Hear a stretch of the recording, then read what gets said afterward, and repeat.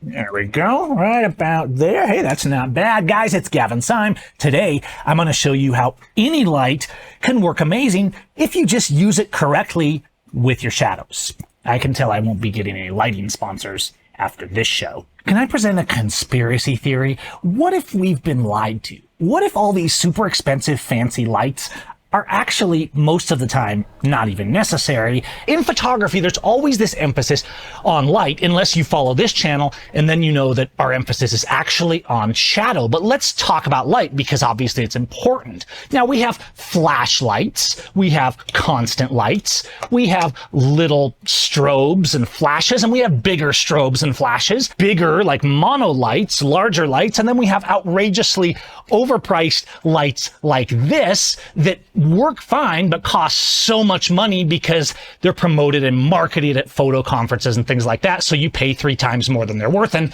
well, yeah, I'm still regretting that. What does that mean to our photography, though? You see, photography is marketed different to the way the painters are. If you've ever been to my free Shadow Hackers live workshops, link in the comments, you know that I show you all these techniques. Going back to the film days, we talk about how to use shadow and how to hack shadows. We look at the painters and look at how they used a base of shadows. But then we got to photography and we started using a base of light. Now, light is important to illuminate things because we were dealing with emulsions and now digital sensors. However, think about this for a minute.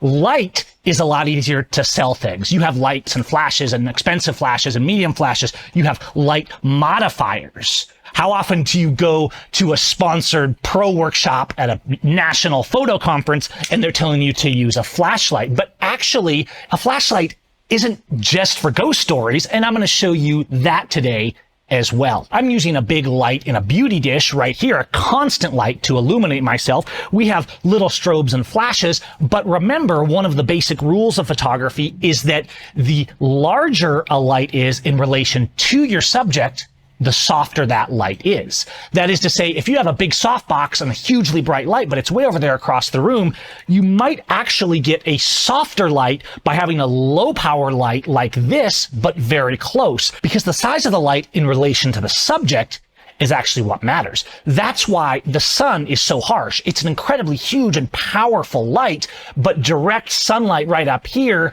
at 3 o'clock in the afternoon still tends to be really harsh and intense because that light is actually very small in relation to your model. Knowing how light flows and goes is important, and I don't want to take away from that. But what I realized after years and years of trying to improve the system of how we take photos and eventually discovering shadow hacking is that when we put the shadow as our base, everything changes. Which is why today I'm going to show you how any light actually works if you just apply it correctly. So let me show you what I mean. The other day I was doing some portraits after sunset, and all I had was this flashlight right here. I'll link it in the comments, but it's a basic 10-watt LED flashlight with a zoom. In fact, you've seen me use this on landscapes as well, like on my Aspens image that I took up in northern Washington. You want to get a zoom type so that you have some control over how wide that light is throwing. We spend all of these money on modifiers. I'll take and put a Bowens mount softbox on this. One of the reasons I like more standardized flashes like the 8600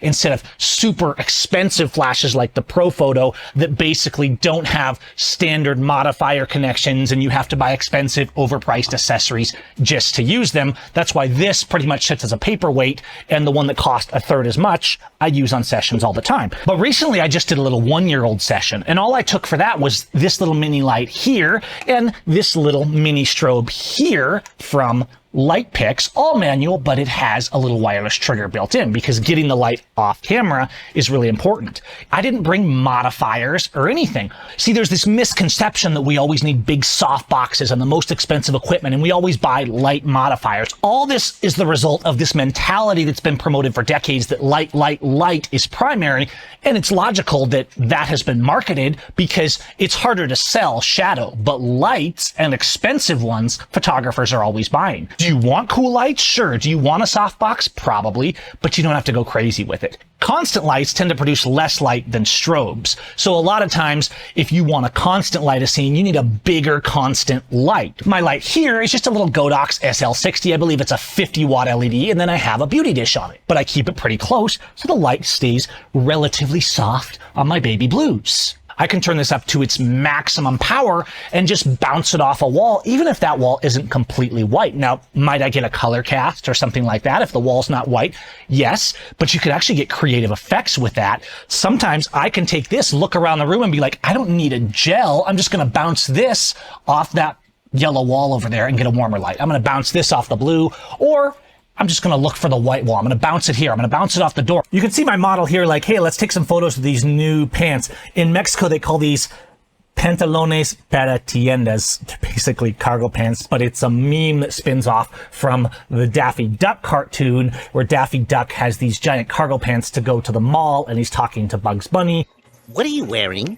Mall pants. What kind of pants? If you look at this here, this is no light, right? It's after sunset, so there's no exciting light out in front of this house. And I was like, oh, let's take a few photos.